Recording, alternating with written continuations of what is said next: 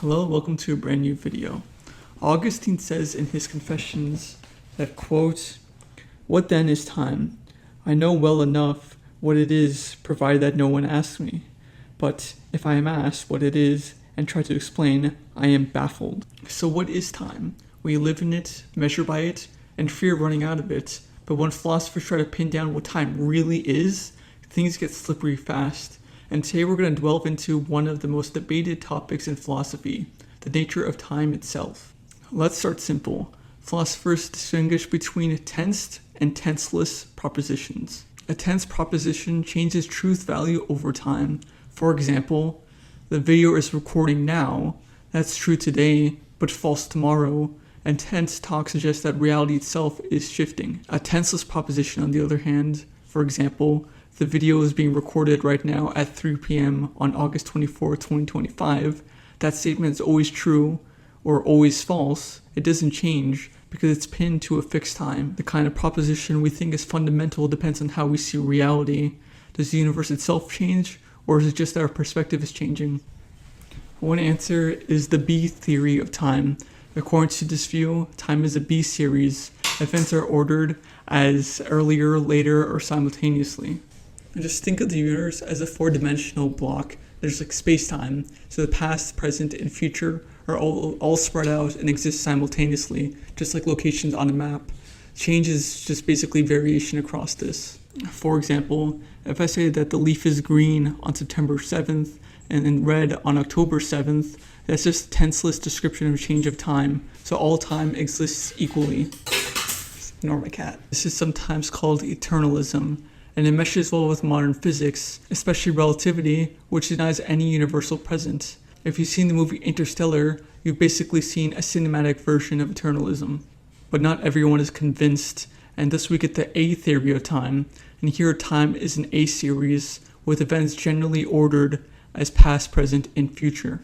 According to A theorists, a tenseless description of time is missing something crucial.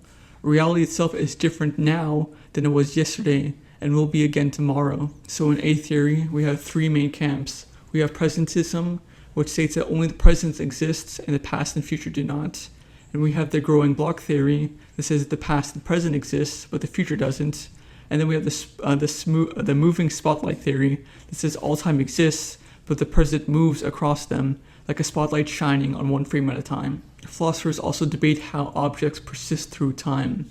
So there's a three-dimensionalism and four-dimensionalism.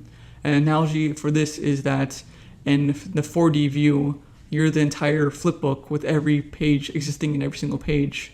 While in the 3D view, you're a character on the current page of a book and just moving along the pages. Now let's zoom out and look at the bigger picture. All these debates cluster into two master theories, the static theory and the dynamic theory. The static theory states that time is like space. Reality is a four-dimensional block, as mentioned earlier, and there are temporal parts. Tense talk can be reduced to tenseless facts, and nothing really flows. The sense of passage of time is just in our consciousness, but everything exists at once. The dynamic theory, on the other hand, states that time is fundamentally different from space. Objects are wholly present. Past, present, future are real distinctions, and the ontology changes as time passes, and the flow of time is real and mind independent. And the whole A versus B theory of time, that debate comes from a British philosopher named MacTaggart, and in 1908, he dropped an absolute bombshell and he argued that time itself isn't even real. His reasoning is that with the B theory, with its fixed earlier than and later than relations, it can't give you real change. Even if like events are locked in place like a bead on a string, nothing is really happening, that they just are.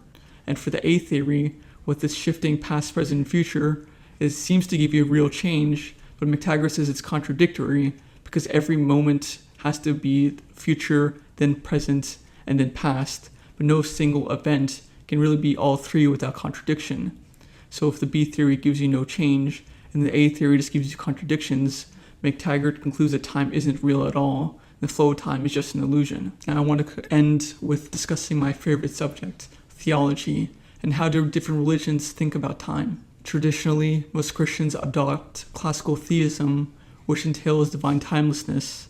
They believe that God is outside of time, seeing all events simultaneously, and that time did not exist before God, and that God created time. Most Muslims believe that God is a dynamic creator who acts in succession, and time is a relation between his acts, and that God can truly go from speaking to Moses to not speaking to him by his power and will, and that he's truly listening to your prayers as you supplicate. It's not a frozen God. And that being said, both Muslims and Christians view time as a linear thing. Dr. William Lane Craig, in his book Time and Eternity, exploring God's relationship to time, says he takes kind of like a middle ground, that claiming that God was timeless apart from creation and in time with respect to creation. On the other hand, in Hinduism, there's the view of that time is cyclical and that time is eternal and repeating general events in 4 cycles. And the small cycle is the Mahayuga, which contains 4 yugas or dharmic ages. We have the Satya Yuga, the Treta Yuga, the Dwapara Yuga, and the Kali Yuga, and which yuga having less righteousness than the last. But it ends with hope, with the last avatar of Vishnu, Kalki, is promised to arrive, restoring righteousness and beginning a new cycle. And if you heard of the Ramayana, it takes place in the Treta Yuga. And if you heard of the Mahabharata, that takes place in the Dvapara Yuga. And that is the end of this video, and hopefully that made sense to you. And if not, please leave a question below and I'll try to answer to the best of my ability. And as always, don't forget to like and subscribe.